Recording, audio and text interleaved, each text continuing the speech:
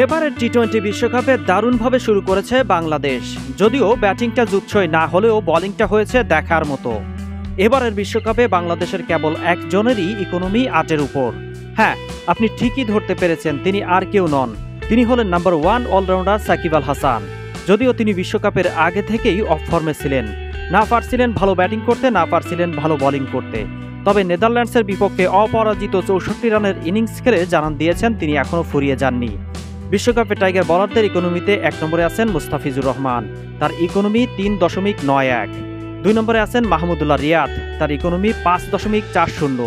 ৩ নম্বরে আছেন তানজিম হাসান সাকিব, তার ইকোনমি ৫.৯০। ৪ নম্বরে আছেন তাসকিন আহমেদ, তার ইকোনমি ৬.১৬। ৫ নম্বরে আছেন রিশাদ হোসেন, তার ইকোনমি ৭.২৪। এবং ৬ নম্বরে আছেন সাকিব আল হাসান, তার ইকোনমি ৮.১২। এবং ৬ নম্বরে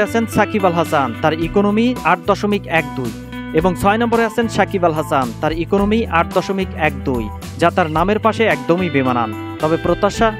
তবে প্রত্যাশা ভালো করে অবশ্যই তার